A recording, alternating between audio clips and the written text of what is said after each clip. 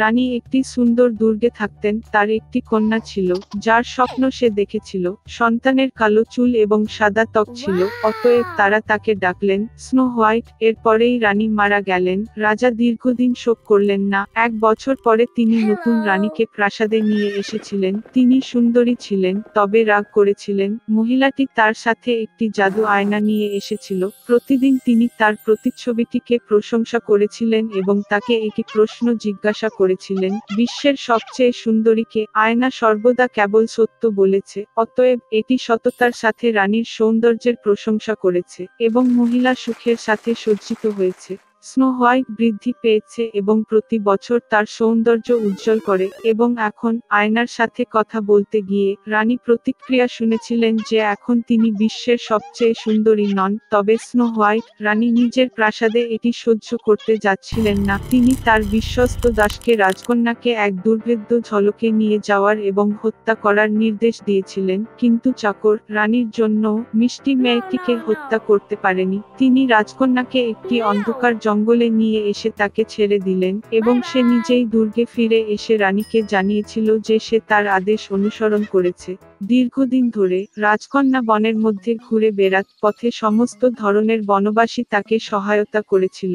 Snow white তাদের প্রতি অত্যন্ত সদয় ছিল এবং তাই তারা দৃঢ় বন্ধু হয়ে উঠল।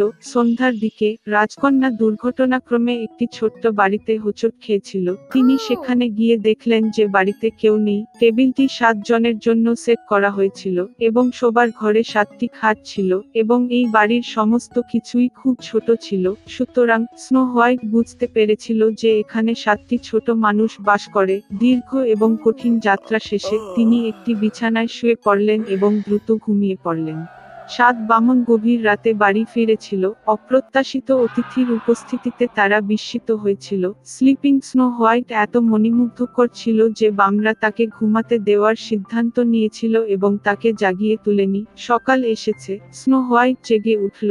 7টি বামন দেখে ভয় পেয়ে গেল, তবে তারা তার সাথে স্নেহশীল ছিল এবং মেয়েটি তার ঝামেলার কথা জানিয়েছিল। তারা তৎক্ষণাৎ স্নো হোয়াইটকে পছন্দ করেছিল এবং বামরা তাকে তাদের সাথে থাকার জন্য আমন্ত্রণ জানিয়েছিল। তদুপরি তিনি বাড়ির যত্ন নিতে, রাঁধুনি, ধোয়া এবং পরিষ্কার করতে রাজি হন। প্রতিদিন সকালে বামরা সোনা এবং মূল্যবান পাথর খনন করতে পাহাড়ে গিয়েছিল এবং গভীর রাতে ফিরে এসেছিল কাজের জন্য ছেড়ে। তারা স্নো হোয়াইটকে সতর্ক করেছিল যাতে সে দুষ্ট সৎমায়ের প্রতি ভয় পায় এবং অপরিচিতদের জন্য দরজা না খুলে দেয়।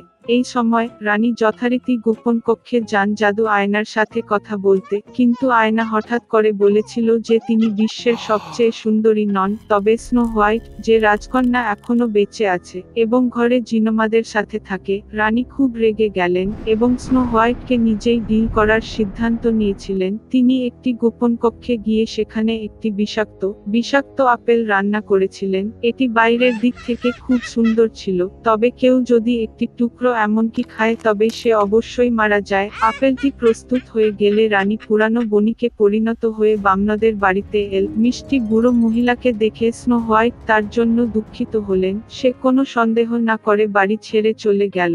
বৃদ্ধ মহিলাটি একটি পাকা আপেলের সাথে মেয়েটির সাথে চিকিৎসা করেছিলেন এবং বলেছিলেন যে তিনি যদি এই আপেল খান তবে তিনি চিরকাল যুবক এবং সুন্দরী থাকবেন। স্নো হোয়াইট তাকে বিশ্বাস করেছিল এবং আপেলকে কামড়ানোর সাথে সাথে সে মরে পড়ে শ্বাস বন্ধ করে দিয়েছে। সন্তুষ্ট রানী প্রাসাদে গেল।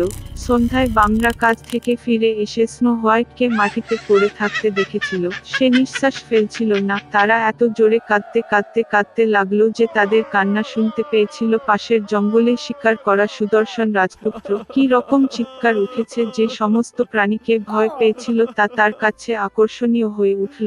এবং রাজকুমার যখন বামনাদের বাড়িটি পেয়েছিলেন তখন তিনি স্নো হোয়াইটকে দেখতে পেলেন। তিনি এত সুন্দর ছিলেন যে যুবরাজ তৎক্ষণাৎ তার প্রেমে পড়েন। তিনি বামনাদের তাকে তার সাথে দুর্গে নিয়ে যাওয়ার জন্য রাজি করান, কারণ সেখানে তার চিকিৎসক রয়েছে যারা স্নো হোয়াইট নিরাময় করতে পারেন। বামরা এটি অনুমতি দিয়েছে। তখন রাজপুত্র তার দাসদের রাজকন্যাকে কাঁধে বহন করার আদেশ দিলেন এবং যখন তারা তাকে বহন করছিল এমন সময় ঘটল যে চাকররা কিছুটা ঝোপের উপর ঝাঁপিয়ে পড়েছিল এবং এই দৃঢ়তা থেকে এক বিষাক্ত বিষাক্ত আপেলের টুকরো স্নো হোয়াইটের মুখ থেকে পড়ে যায় এবং সে জেগে উঠে।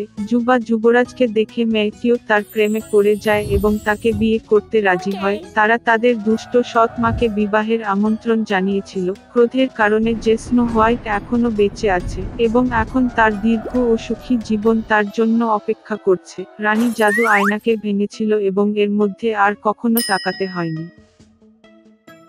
ক্রিসমাস উপলক্ষে ফ্রিজ এবং মেরি তাদের উপহারগুলি প্যাক করার জন্য অপেক্ষা করছিলেন। হঠাৎ দরজায় করা নাড়ল, হাতে একগুচ্ছ উপহার ছিল তাদের চাচা। বাচ্চারা তাকে দেখে খুব খুশি হয়েছিল। তারপরে তারা উপহারগুলি আনপ্যাক করতে শুরু করে। মেরি অভিনব পুতুল, খেলনা, খাবার এবং একটি সুন্দর সিল্কের পোশাক পেয়েছিলেন। ফ্রেড যা চেয়েছিল তা পেয়েছিল, একটি দুর্দান্ত ঘোড়া এবং একটি মাউস কিং। মেরি খেয়াল করলেন গাছের নিচে একজন সৈনিক রয়েছেন। এটি ছিল নটক্র্যাকার, খুব সুন্দরভাবে বাদাম সংকুচিত করার জন্য ডিজাইন করা হয়েছিল। মেয়েটি সত্যিই এটি পছন্দ করেছে, তবে ফ্রিজ বলেছিলেন এটি তার উপহার এবং এটি তার বোনের কাছ থেকে নেওয়ার চেষ্টা করেছিলেন। বাচ্চারা এতক্ষণ নিউক্র্যাকারকে প্রসারিত করেছিল যে তারা তার হাতটি ছিঁড়ে ফেলেছে। ভাঙা খেলনা ছেলেটির জন্য অপ্রয়োজনীয় হয়ে উঠল। মেরি খুব বিরক্ত হয়ে কান্নায় ফেটে গেল। তবে আমার চাচা সৈনিককে মেরামত করতে পেরেছিলেন। মেয়েটি খুশি হয়ে তাকে আলতো করে জড়িয়ে ধরল। দিনটি খুব ব্যস্ত ছিল, তাই তিনি শীঘ্রই ক্লান্ত হয়ে পড়লেন এবং ঠিক গাছের নিচে ঘুমিয়ে পড়লেন। ঘুমের সময় মেরি অদ্ভুত শব্দ শুনতে পেলেন। তারা মাউস ফাস্ট মত ছিল। মেয়েটি চোখ খুলল। বাড়ির জিনিসগুলি তাদের চেয়ে অনেক বড় মনে হয়েছিল এবং যে গাছের নিচে সে ঘুমিয়েছিল সে গাছটি একেবারে বিশাল আকার ধারণ করেছিল।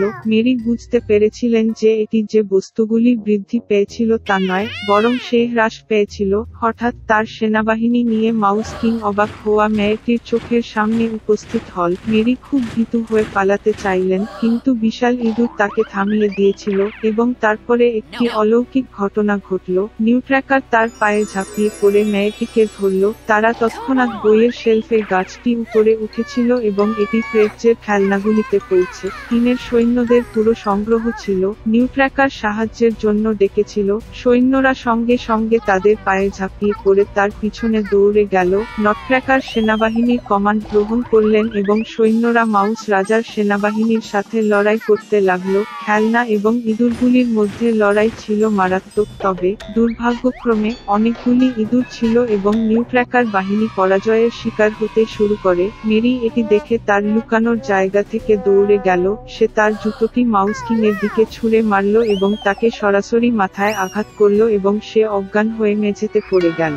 বাকি ইঁদুররা বুঝতে পেরেছিল যে যুদ্ধটি হেরে গেছে এবং সমস্ত দিক থেকে পালিয়ে গেছে। মেরি ছুটে গিয়েছিলেন নটক্র্যাকারের কাছে, তবে তিনি অচেতন হয়ে পড়েছিলেন কারণ মাউস কিং তাকে খারাপভাবে আহত করেছিলেন। মেয়েটি ভেবেছিল যে সে মারা গেছে এবং কাঁদতে শুরু করে এবং হঠাৎ মেরির পিছনে একটি সুন্দর পরী হাজির। সে মেয়েটিকে সাহায্য করার সিদ্ধান্ত নিয়েছে। তার লাঠির একটি তরঙ্গ দিয়ে তিনি নিউক্র্যাকারকে পুনরুদ্ধার করলেন। তার দণ্ডের দ্বিতীয় তরঙ্গ দিয়ে পরী সৈনিকটিকে একটি সুদর্শন রাজপুত্রে পরিণত করেছিল। মেরি এবং নটক্র্যাকার একে অপরের দিকে প্রেমময় চোখে তাকিয়েছিল এবং তাদের চোখ বন্ধ করতে পারেনি। তৃতীয়বারের মতো তার লাঠির ওয়েভেল নিয়ে পরিপ্রেমিক যুগলকে মিষ্টির রাজ্যে নিয়ে গিয়েছিল।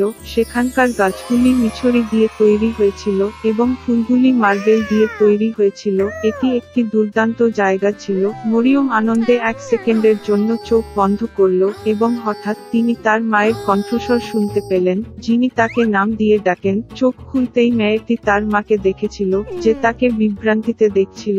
মেরিও বুঝতে পারছিল না কি হচ্ছে। মেয়েটি তার দুর্দান্ত যাত্রার কথা জানিয়েছিল, তবে তার মা কেবল মিষ্টি হাসলেন। তারপরে মেরি তার বাহুতে পিউটার নিউক্র্যাকারকে দেখতে পেলেন এবং তারপরে তিনি বুঝতে পেরেছিলেন যে তিনি সারা রাত ধরে গাছের নিচে শুয়েছিলেন এবং তার যা কিছু ঘটেছিল তা কেবল একটি প্রাণবন্ত স্বপ্ন। কয়েক বছর পরে তাদের গডফাদারের ভাতিজা মেরি এবং ফ্রেডকে দেখতে এসেছিল। ঘরে এন্টার করতেই মেয়েটি প্রায় অবাক হয়ে মেঝেতে পড়ে গেল। ছেলেটি দুটি ফোঁটা জলের মতো নটক্র্যাকারের মতো লাগছিল। তিনি প্রথম দর্শনেও মেরিকে পছন্দ করেছিলেন। কিছু সময়ের পরে তারা বিবাহবন্ধনে আবদ্ধ হয় এবং মিষ্টির জাদু রাজ্যের চেয়ে খারাপ আর বাঁচেনি।